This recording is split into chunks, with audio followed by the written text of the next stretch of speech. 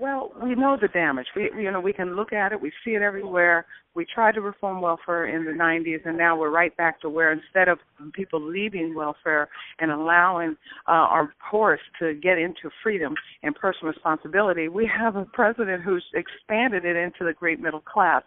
The marriage rates are destroying all across this country, and children are being put at risk as a result. Because not only are they killing offspring, this is why I'm here on Capitol Hill at the Senate offices now, to get some teeth into the Born Alive Infants Protection Act of 2002.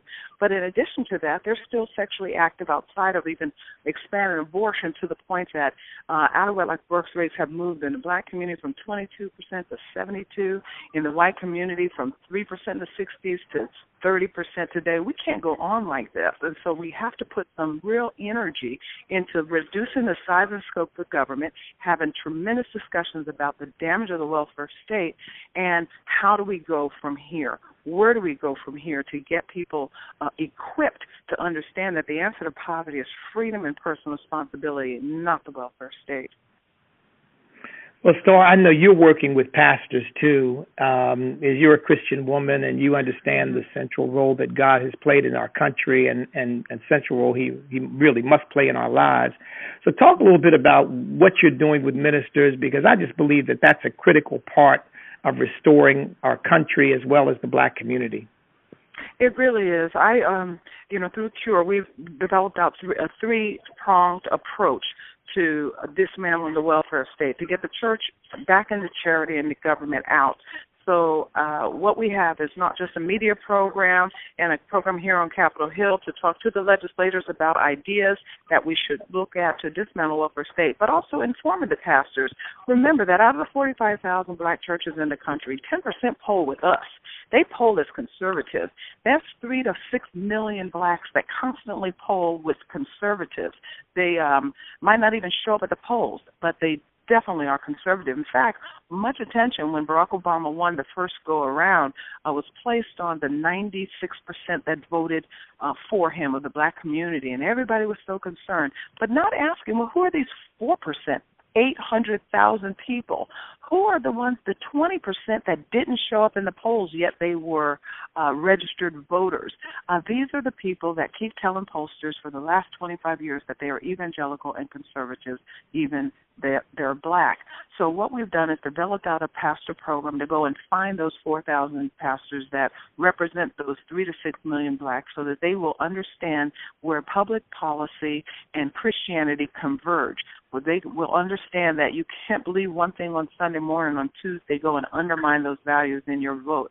And this is a long process, as you know, because not only has the work never been done, but you have both party interests working almost against you.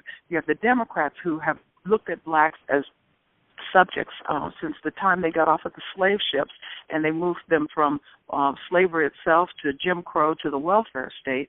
And then you have the Republicans who basically don't think that conservatism is a selling message, so they run away from the moral issues and or the community. But we're committed to making sure that these pastors understand why they believe what they believe and how to then transfer that out into their community so that they can help the least of these live free and help the least of these not be preyed on.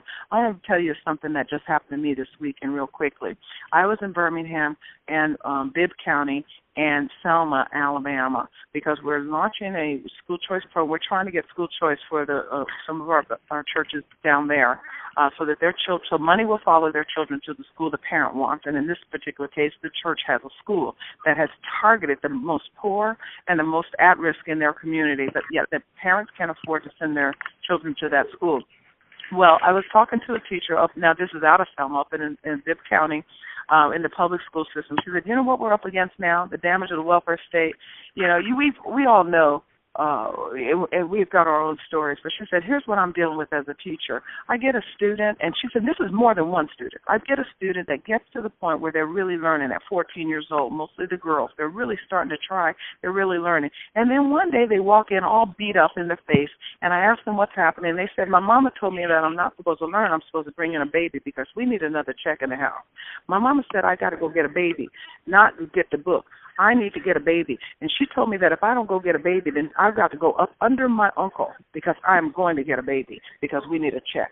Now, this is being taught to these 14-year-olds now, 3 generations out of this welfare mentality, 3 generations out of this notion of social justice through redistribution. We've got to put a stop on it. We've got to put brakes on it and brakes on it fast because this is not just incestual. This is just child abuse, which, interestingly, another woman that I was meeting with works in the child abuse department of her state. So she's the one that goes into the home to remove them. So she's going into these housing projects that we've paid $250,000 to build per unit that is a total trash dump, and walks into a 60-inch color television on the wall and a welfare check community that is now abusing the children that she has to take out of that home and put into our already broken foster system of 500,000 children. Are you hearing enough to know that we've got to do something? We've got to reduce the size of government. The first thing you do is you start getting them out of the business of charity, and that's where CURE comes in, and that's where our pastors program comes in. Wow, Star, that is man, that's a heartbreaking story. And it's not just one. I'm like, are you serious? Look, I've been there, done that. You know that, Pastor. I mean, I wrote my autobiography and left a lot of details out because I wasn't sure of statutes and limitations. I've come out of this world, but this is new. This is new for me. This made me sick. This made me stay up that night. Wow. Yeah, it's new to me too. That's the first one. That's the first time I've heard that one. My goodness. Well, look, let's get in the time you've got. Let's try to get some others who may have some questions for you.